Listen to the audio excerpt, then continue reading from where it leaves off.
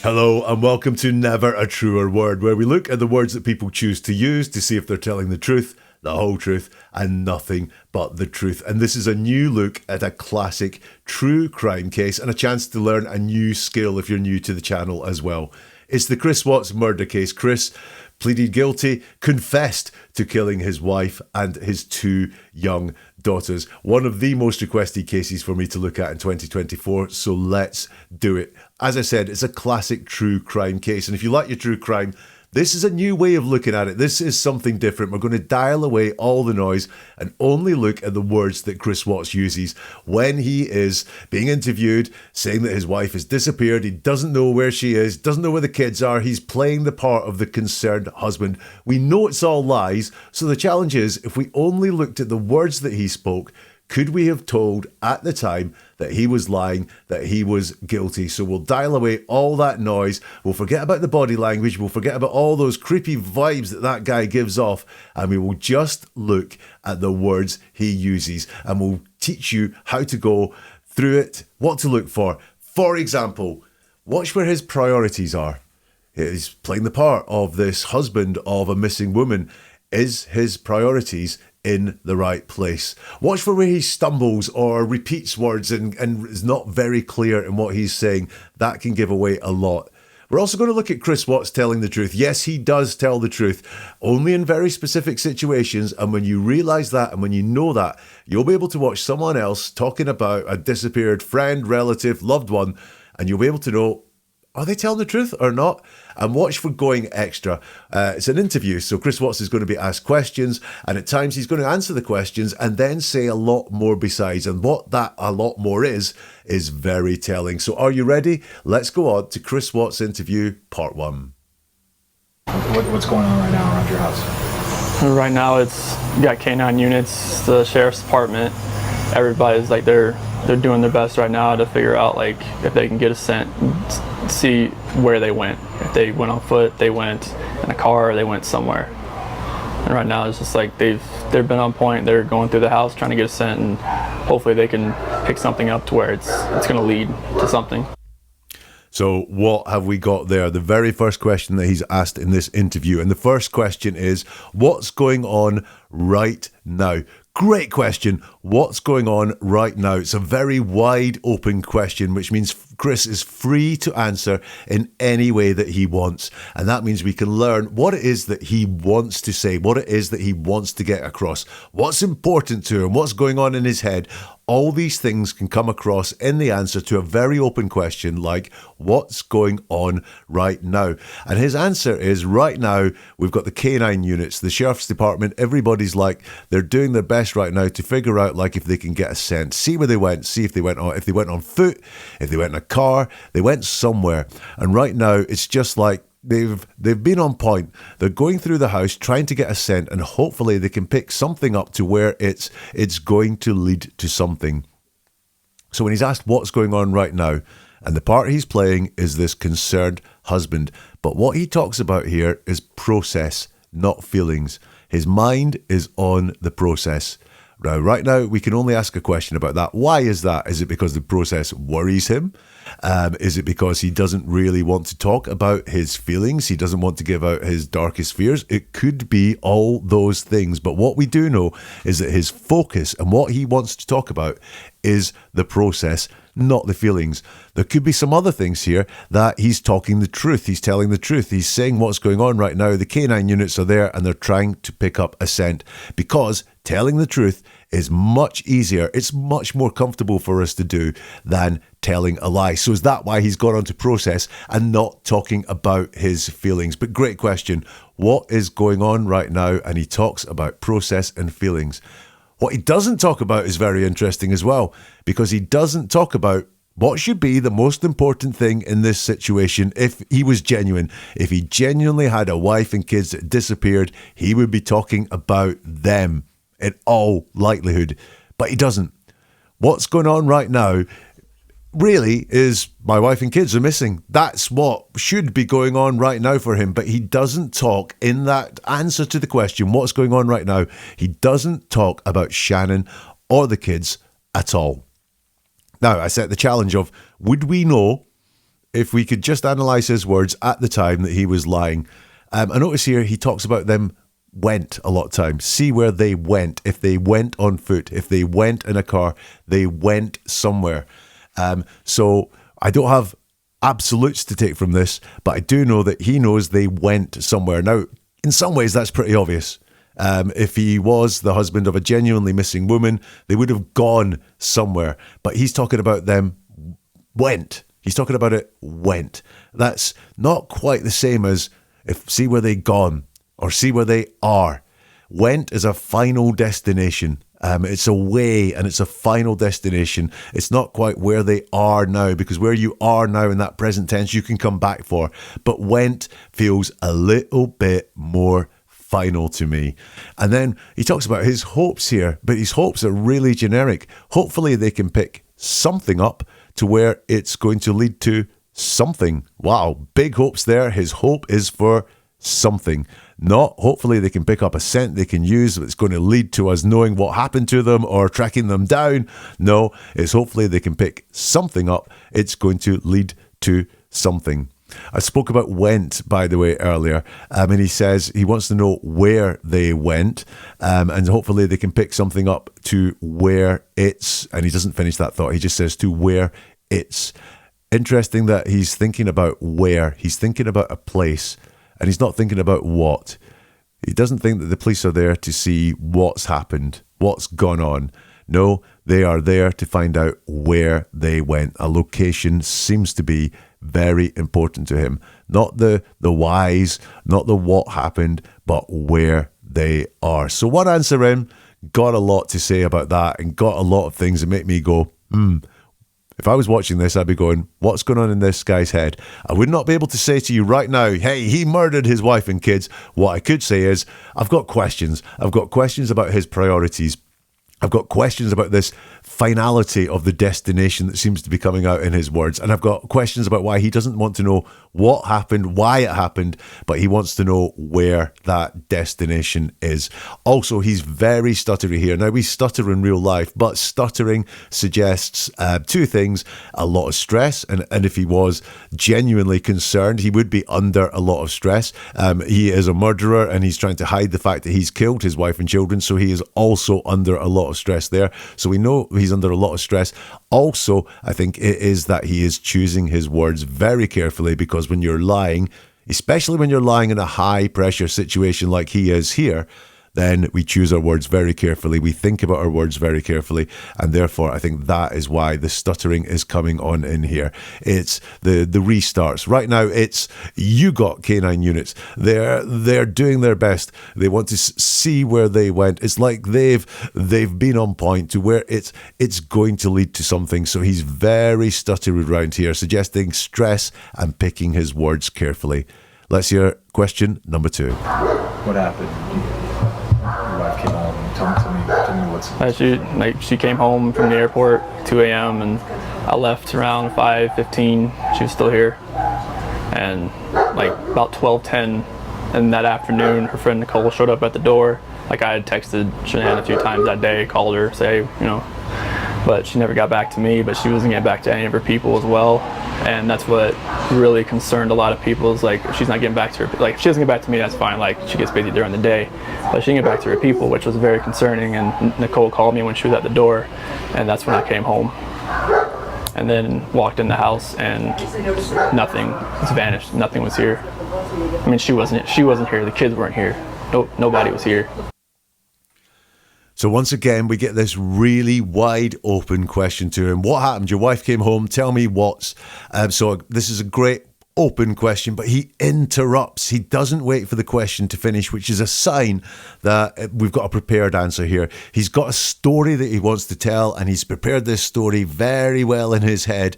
So he's ready to tell it. He doesn't need to wait for the question to finish to say what it is that he knows he wants to say. In normal conversations, we wait for the question to finish so that we can answer the question that is asked. Here, he interrupts and gives his story. And you'll notice that where he starts the story is quite interesting. So what happened? Your wife came home, and he starts the story at the point where she came home, and he's very precise about it. She came home from the airport 2 a.m.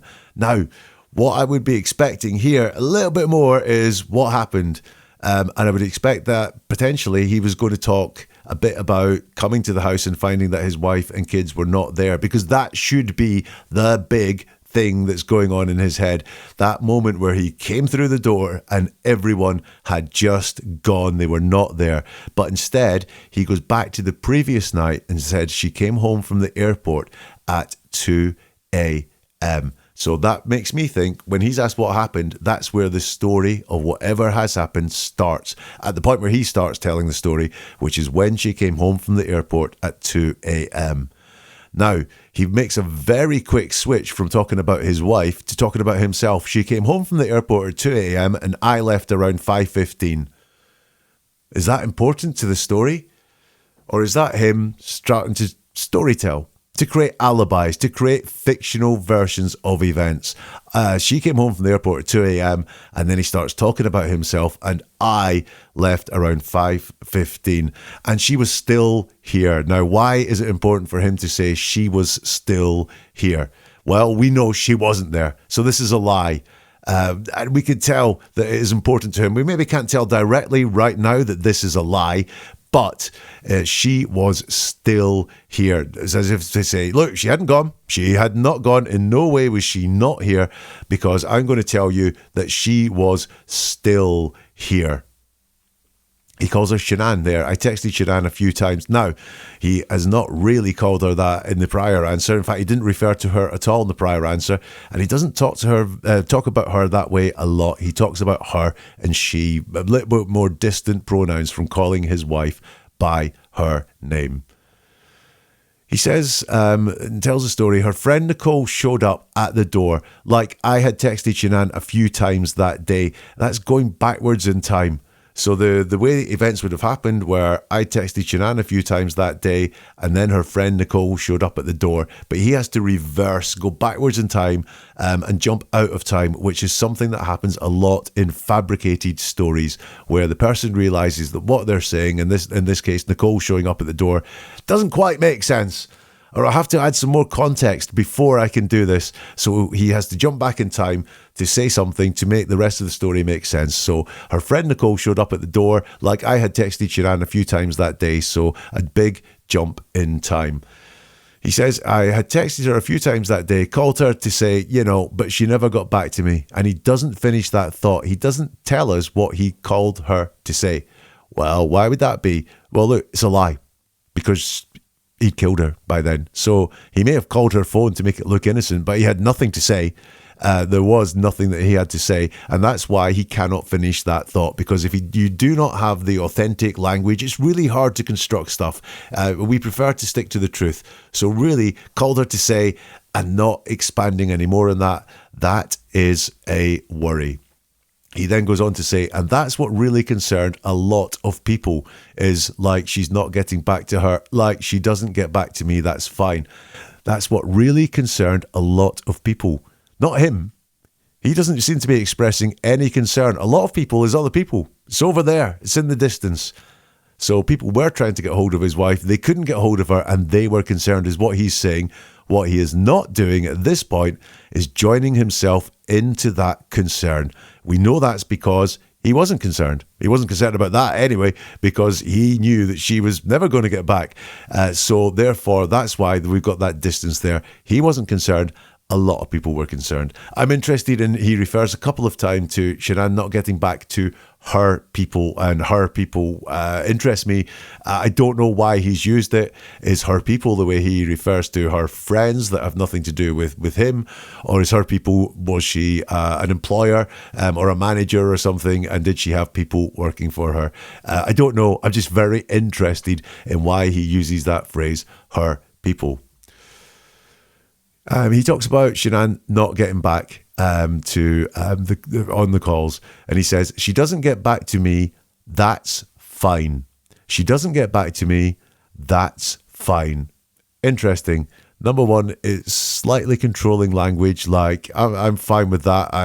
I decide what's fine and what's not fine. I decide what's good about the way she behaves and what's bad about the way she behaves. So I'm starting to feel some controlling language in that as well. But she doesn't get back to me. That's fine. No, I didn't worry, because we've all called people or texted people and they haven't replied straight away or picked up the phone straight away. At that first time, you don't worry. So I didn't think anything of it. No, that's fine. No, I didn't worry. I wasn't worried at that point. It's very usual that she does not reply to me. No, he just said, she doesn't get back to me. That's fine. Is that him explaining why after the first call, he didn't do anything? He didn't check she was okay. He just called and then tried to call several other times. But he seems to be trying to say he's casual in this, but he's not really casual. It's kind of that formal, I'm fine. He talks about going back to the house and there's some things missing here. So Nicole called me when she was at the door, and that's when I came home and then walked in the house and nothing, just vanished. Nothing was here. I mean, she wasn't here. The kids weren't here. Nobody was here. He doesn't say that he was expecting them to be there. He hasn't set that up properly. I walked into the house expecting to find her really busy and ignoring her phone or dealing with a kid emergency or anything like that. He doesn't say he was expecting Shanann to be there in the house at that time. He doesn't say why he went round to the house either. He doesn't say why he came home. I get from the context of it, Nicole called me to say, I'm trying to get in the house, or I'm trying to get Shanann and she's not answering the door. And he's like, oh, she hasn't called back 3 times. So I'm a bit worried about this, but he doesn't say any of that. He's really not letting us into the thought processes. He's given us an abbreviated version of the story here. You'll notice it's all things that are true, that he can't argue with. They're facts because Nicole's involved, other people are involved. He can't argue with any of this, which actually makes it really easy to say. It's really easy for him to say people were worried. It's really easy to say Nicole called me, and these things are all true. They're never going to be in dispute. But when he does go into just that little bit more detail, we find it quite damning.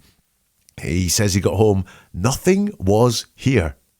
That's a strange way to talk about your wife and 2 beloved daughters. Just calling them nothing. Nothing was here. That's so broad and vague. The nothing was here. It's really not intimate like you would expect someone to be talking about their family at all. Nothing was here. And most damning for me is the fact that he said just vanished. Now he's recalling his thoughts at the time. So he's saying that's fine that she didn't call back. For example, that's his thought at the time. His thought at the time was just vanished. Just vanished. He walked in the house and thought they'd just vanished. He knew they were gone for like forever. It's not they were gone or not, they were not there. It's just, I walked in the house, nothing, just vanished. Also, who had just vanished? Again, he's not giving any personality at this point to his wife or the children at all. Just vanished. So we're now 2 questions in. I've got lots and lots to worry about, and that just vanished is particularly striking to me because I don't believe if you were got home and you genuinely did not know where your wife and kids were, you wouldn't be saying they've just vanished. You would be saying they weren't there. Here's some more from Chris Watts. And so, how many times did you try calling her? I called her 3 times, texted her about 3 times just to say, what's going on. Like because after I called her and texted her once, it's like maybe she was just busy. Like she'd just gotten back. Like everybody's probably calling her from her trip. She just got back from Arizona, and I figured she was just busy. But when her friend showed up, that's what it was like. It registered like, all right, this isn't right.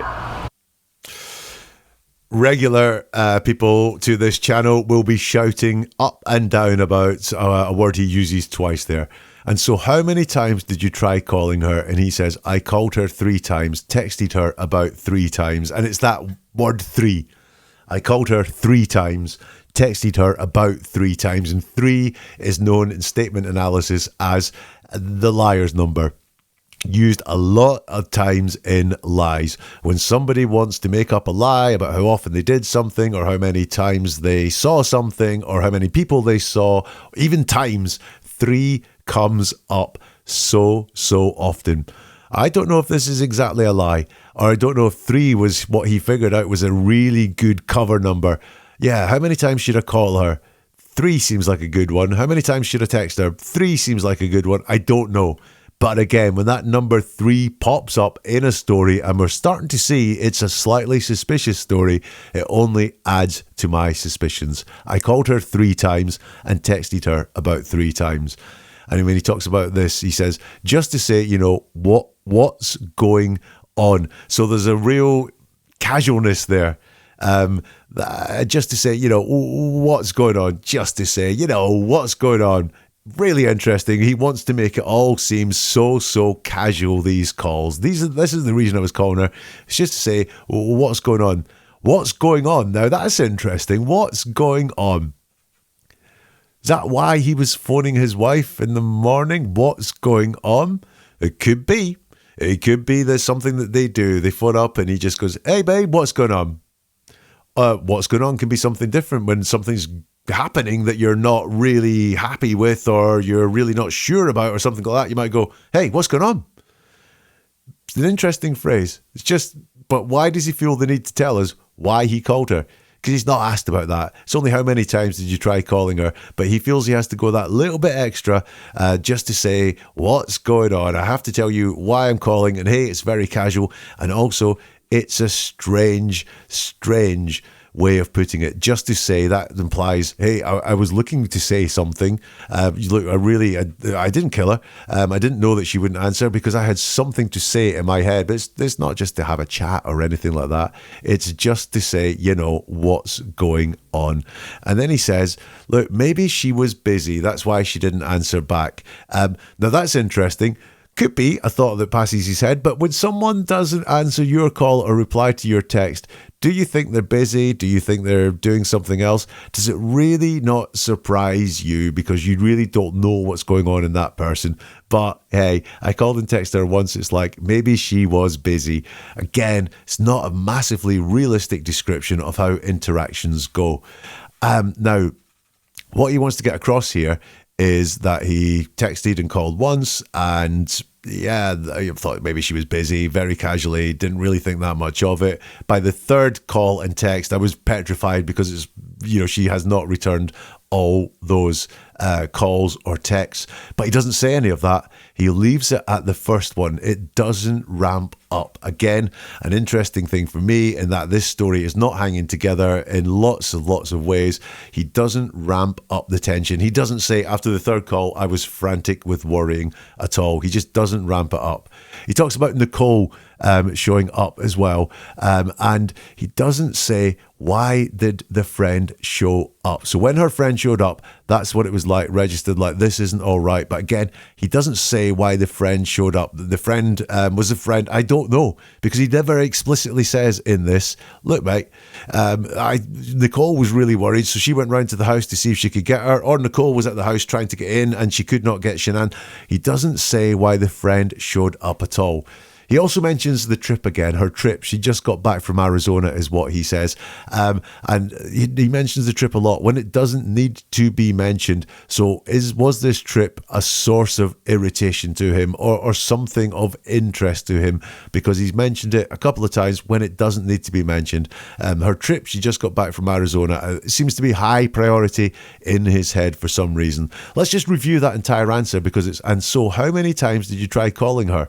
That's the question. And he says, I called her 3 times, texted her about 3 times. And that's the answer to the question. How many times did you try calling her? 3 times. Texted her about 3 times. That's all right to add in. And then he goes extremely extra.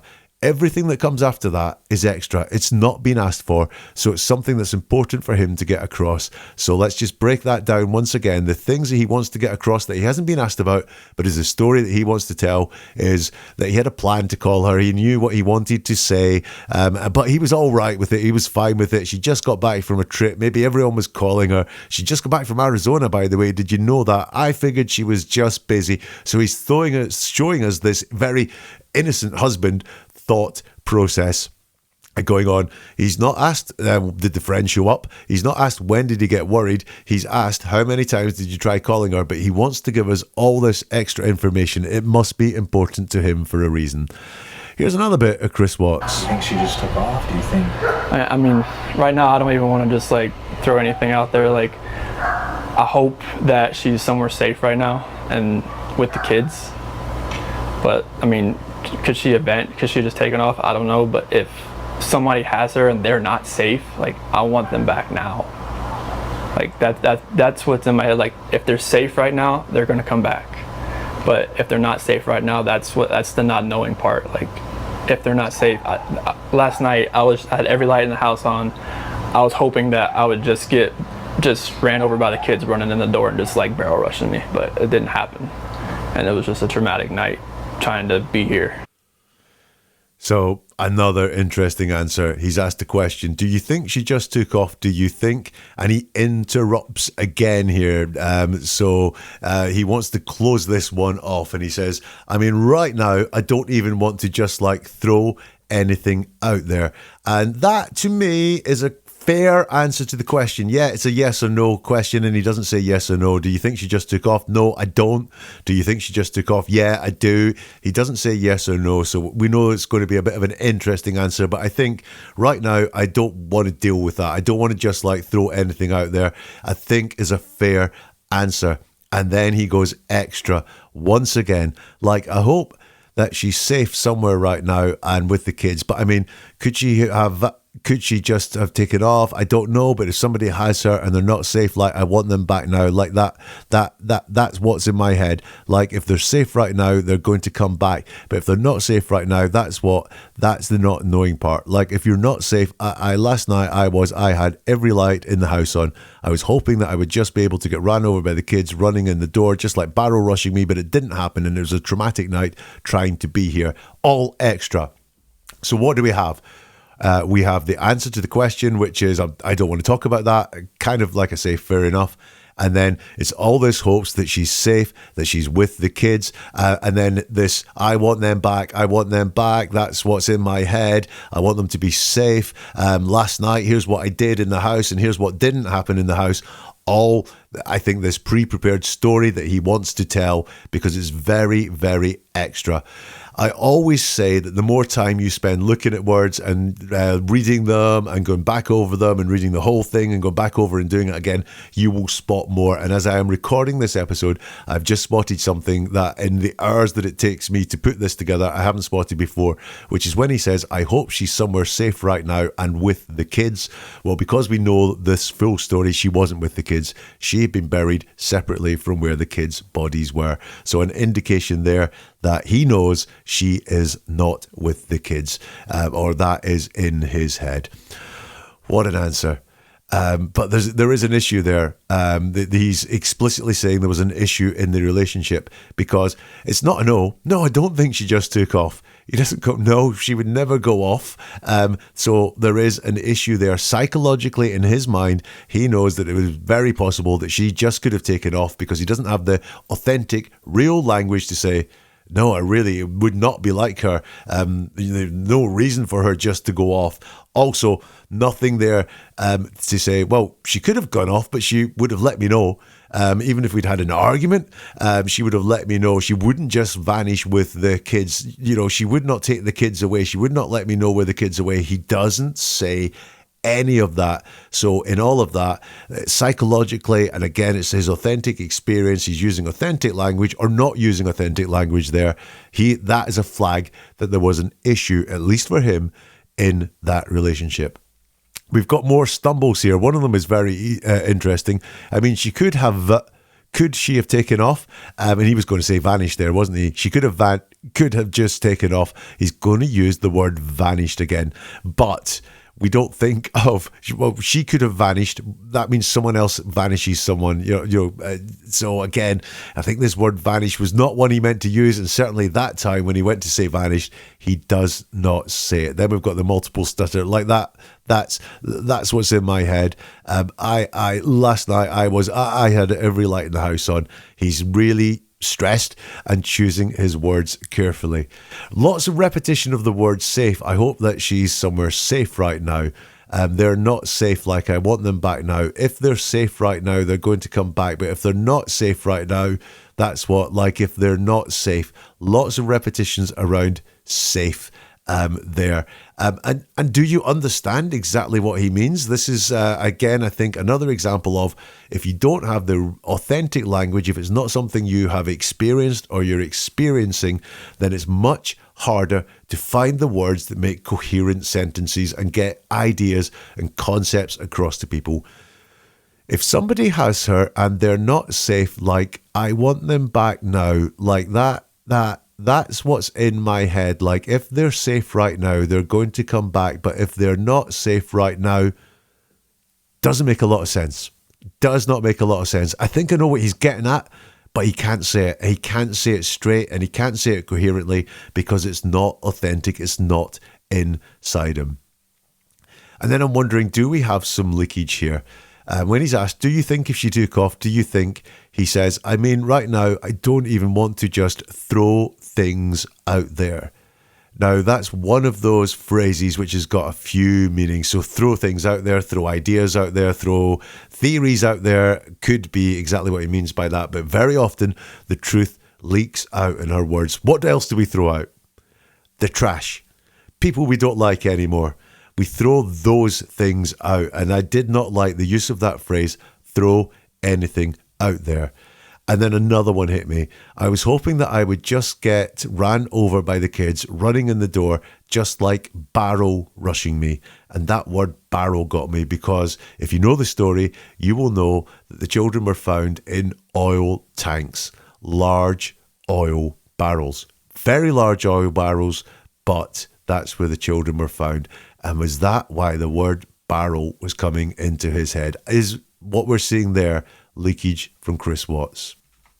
Still to come, we'll look at what Chris Watts sounds like when he tells the truth. And he does tell the truth. Plus, there are many more indicators that this guy is guilty, that this guy has done something to his wife and to his kids. If you're enjoying this, then you may like the episodes that I've done looking at Scott Peterson, another guy who kills family, his wife, and his unborn child in this case. A guy that is great to study, looking at just the words that he uses, the words that he used at the time when, very much like Chris Watts, he was pretending to be a concerned husband, trying to find out what had happened to his wife, through to the words he uses today when he's talking to journalists from inside prison. Nasty guy, lots to learn from Scott Peterson. There's an entire playlist of Scott Peterson episodes, which I will share in the show description. Please, if you're enjoying this, if you're getting something from this, the like button helps this get out to a whole load of other people. Or if you want to share it with people as well, that would be really appreciated as well. But the like button just takes a second to press.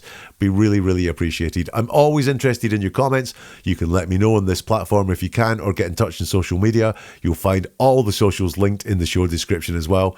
And if you want more from Never a Truer Word, more episodes like this, and there are some really good ones planned for the next few weeks, then you can press the subscribe button to make sure that they come directly to you, or the follow button if you're on Spotify. But also, if you become a member of the channel or a subscriber on Spotify, then you get episodes like this before anyone else, and also you get bonus exclusive episodes as well. So if you want more, then that's the way to get it. If you don't, just hit the like button. Like I say, it takes hours to put this together, so a like to thank me for all the hours in putting this together and sitting with Chris Watts would be really appreciated. Let's go on with Chris Watts.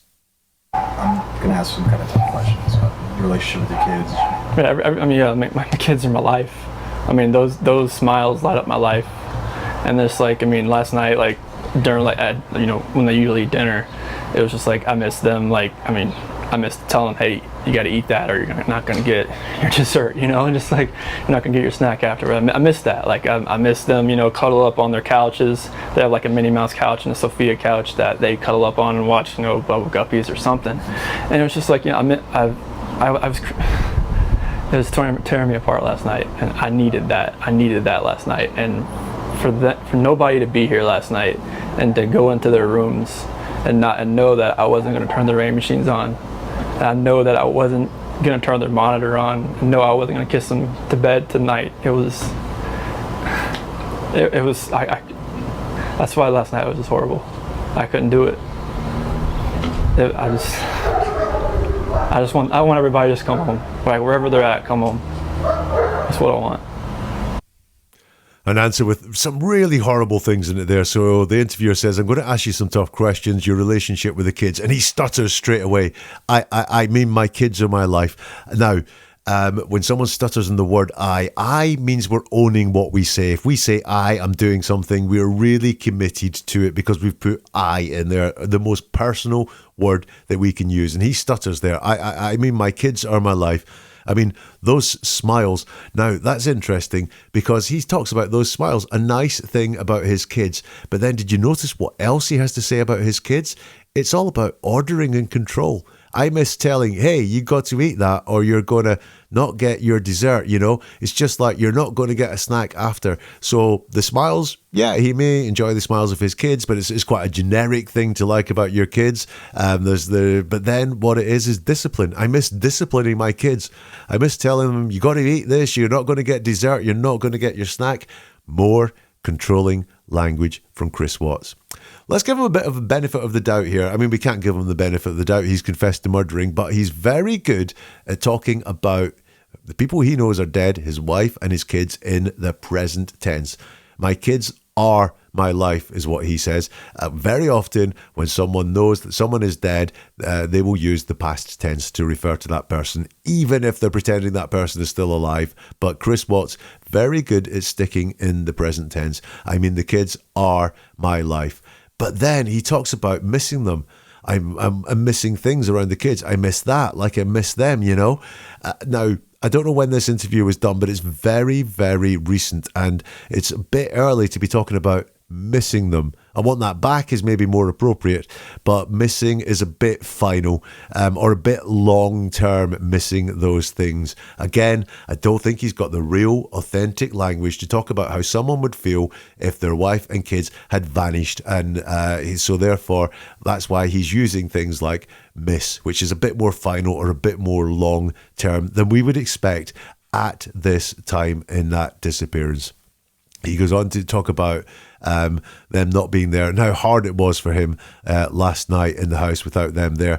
But some of the words he uses, not very nice to me, for nobody to be here last night. So again, we've got his wife and his two kids to be boiled down to nobody. And I want everybody to come home again.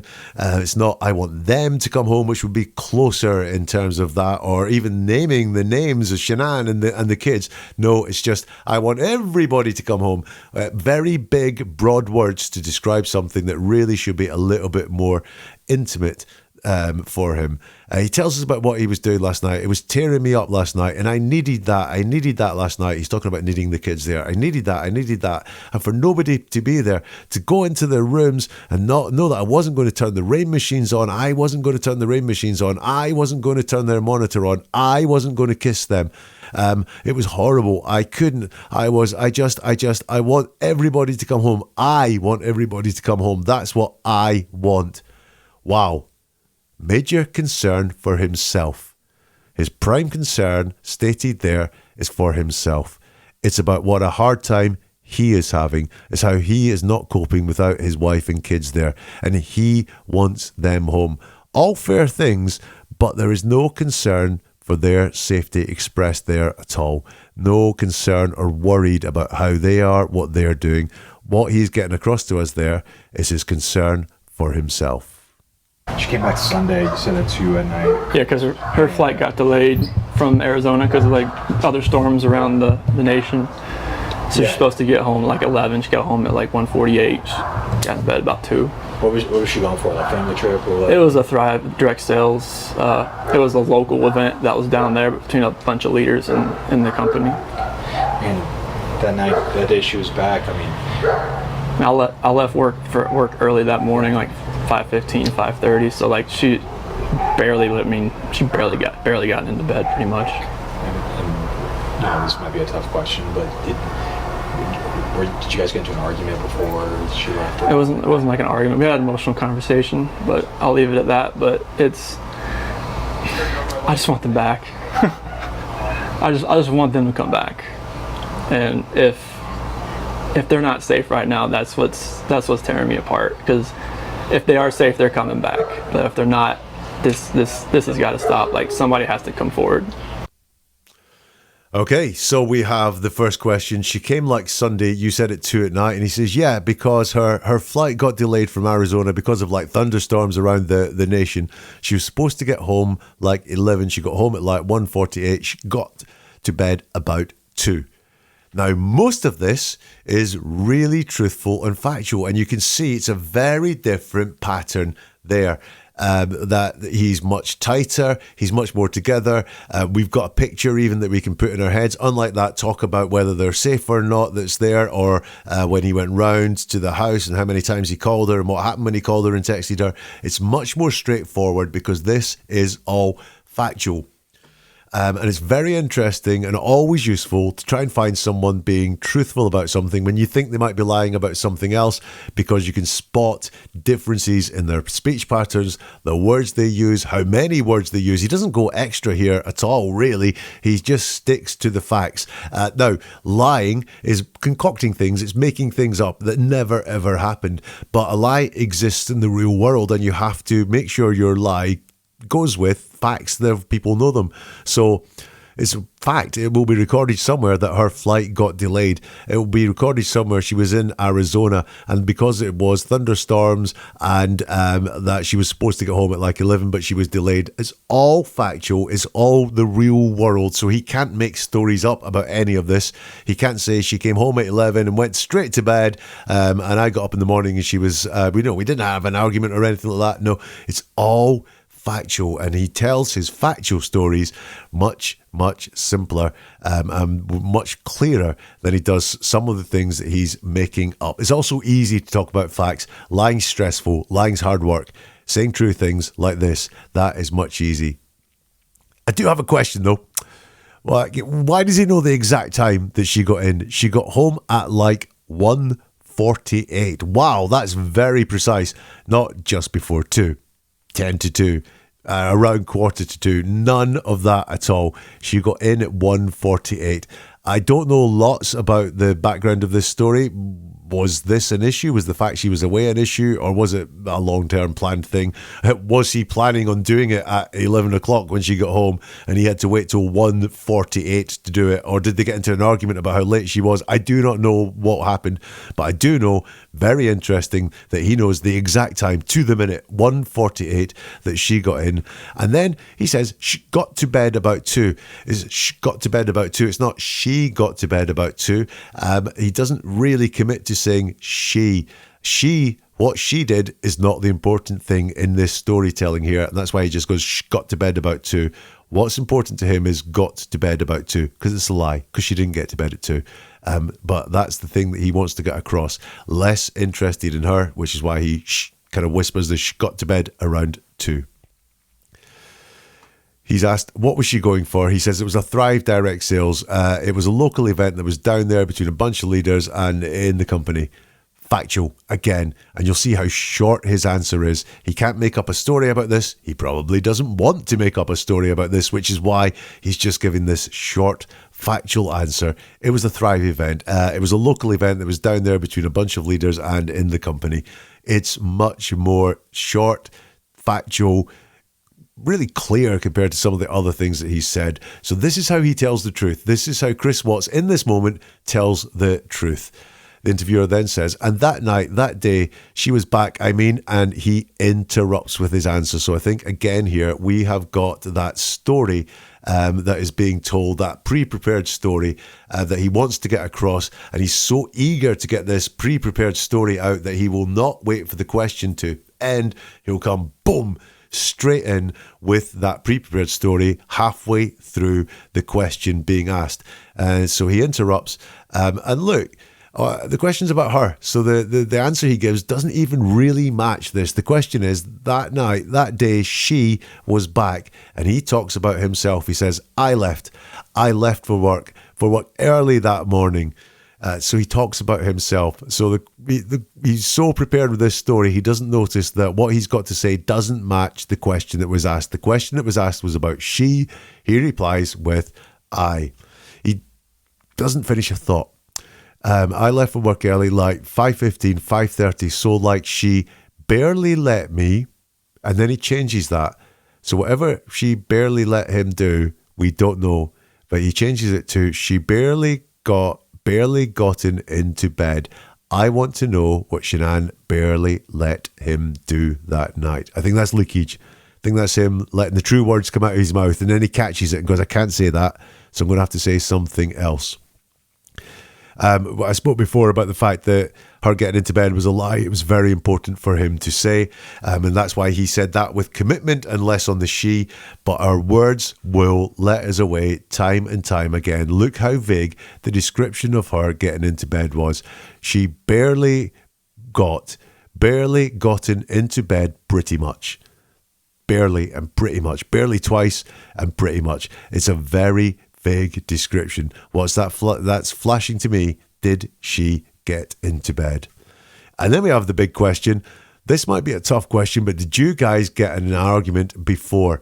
And he says it wasn't. It wasn't like an argument. We had that emotional conversation, but I'll leave it at that. Now, if this was an innocent husband, I would allow that as an answer, that I don't really want to get into this. And there's been a couple of things where he's like, I'll leave it at that, or I don't want to get into that when he's asked about theories. And I understand that, and some people might not want to do it. But interesting on just a couple of things, that those are where he flags up, I don't want to talk about that. And that is a bit of a red flag when he says he doesn't want to talk about that. But that answers the question. Have you been in an argument before? It wasn't an argument, but it was an emotional conversation. And then he goes extra again. But it's, I just want them back. I just want them to come back. And if they're not safe right now, that's what's tearing me apart. Because if they are safe, they're coming back. But if they're not, this has to stop. Like, somebody has to come forward. So all of that is extra. That's the things that he wants to say, the things he wants us to believe, the things, the concepts, the ideas that it's important for him to get across. I want them back. I want them to come back. They might not be safe right now. I'm being torn apart by all this, and it's got to stop, and somebody has got to come forward. So again, why is it important for him to make sure that he looks concerned? Probably because he isn't concerned. He downplays what happens as well. You might have noticed that. It wasn't an argument. We had an emotional conversation. So he's very keen for us to know it wasn't an argument. He says, this has got to stop. Like, somebody has got to come forward. Who? Me? You? Somebody again, is one of those very big and broad things, because the situation that he's in, he can't really talk about. He doesn't have specifics. He doesn't have people he's relating to. He knows there is no somebody. He knows there is no someone who has them, or maybe even somewhere where she is staying safe, sheltered away from him and abuse or something like that. It's just somebody has got to come forward. And once again, we've got this concern for himself. I just want them back. I just want them to come back, not that, for their own good or anything like that. It's what he wants. Hey, it's tearing me apart. He's having a hard time here. As he's telling it, his wife has disappeared, and no one is happy to have just disappeared. If she's run away, she will not be happy. She's been abducted. She will not be happy. But hey, it's tearing him apart, and he says this has got to stop.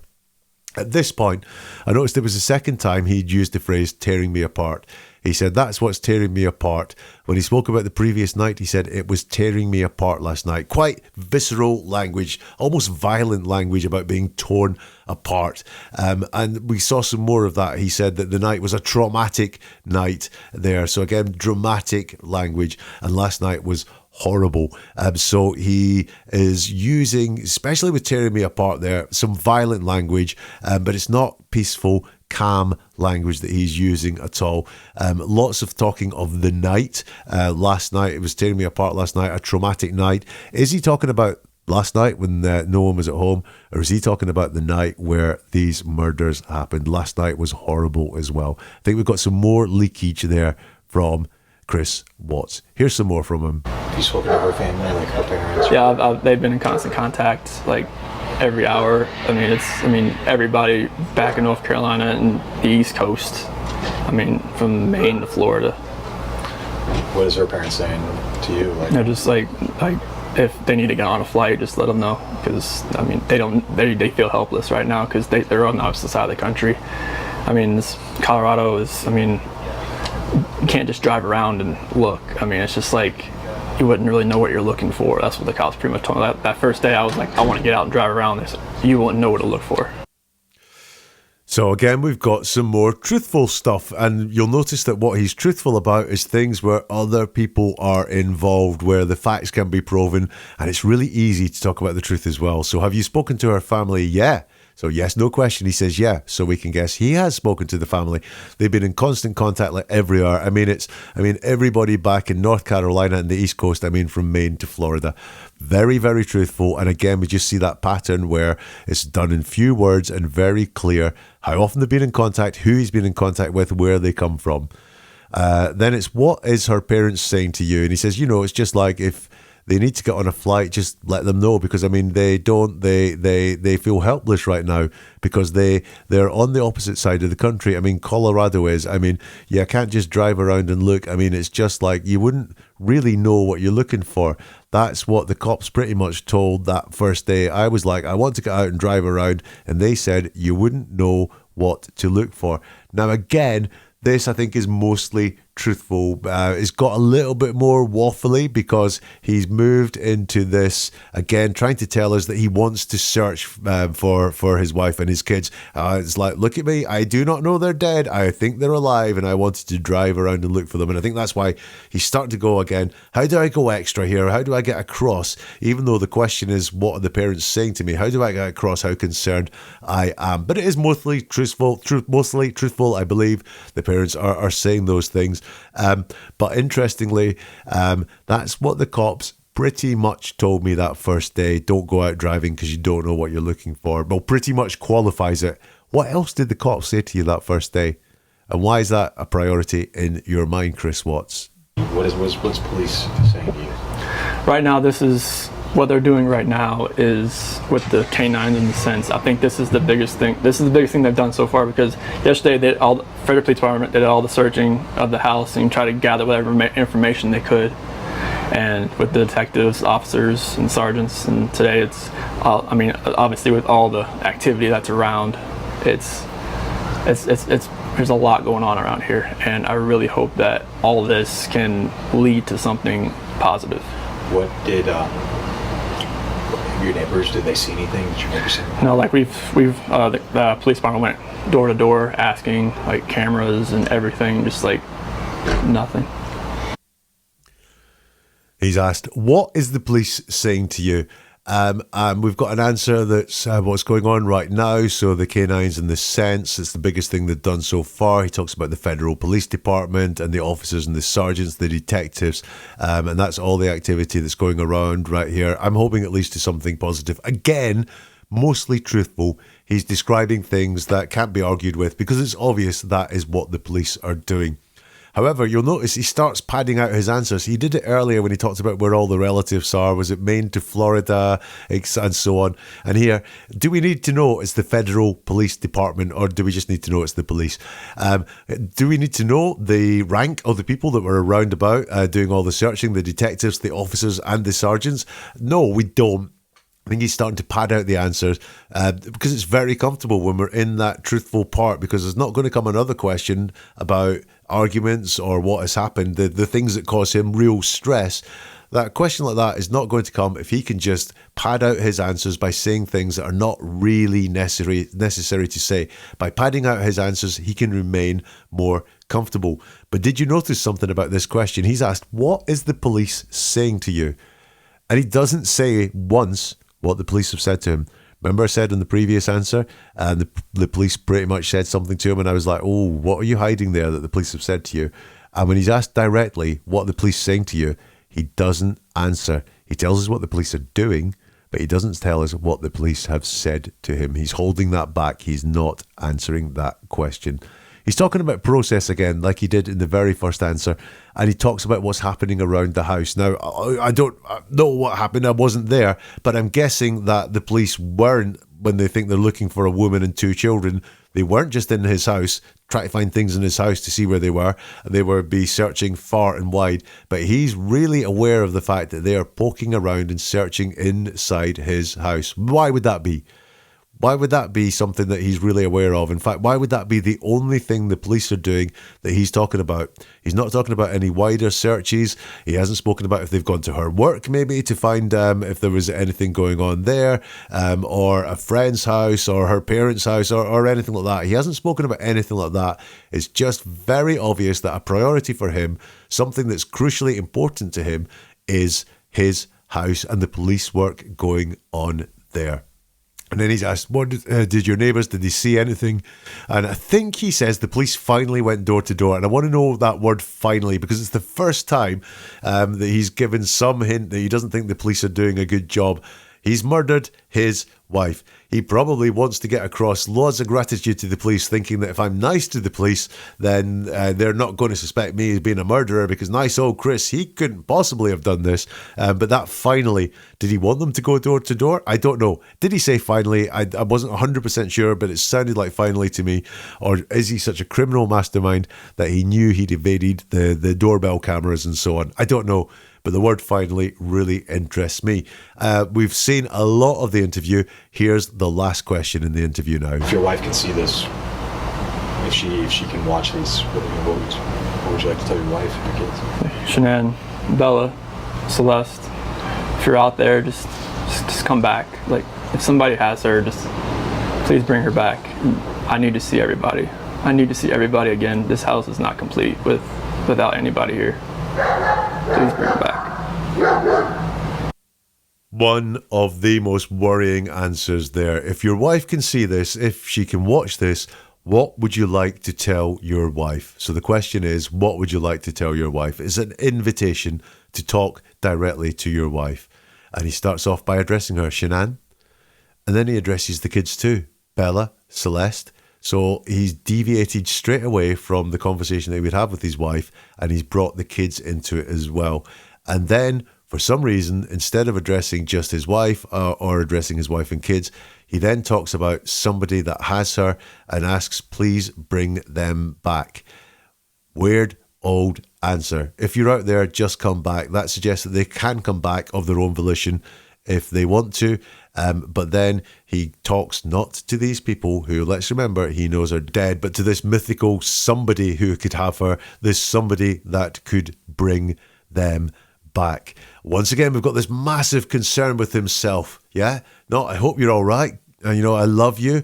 I hope you're safe. I can't wait to see you again. No, it is all about himself. I need to see everybody. And everybody, gee, that sort of again, not I need to see you guys. I need to see my wife. I need to see you, Shanann. I need to see you, Bella. I need to see you, Celeste. I need to see everybody again. The house is not complete without anybody there. Again, when he's addressing his wife and his kids are talking about them, these intimate people, his closest family members, he talks about them as everybody and anybody. Please bring them back. And that is the Chris Watts interview.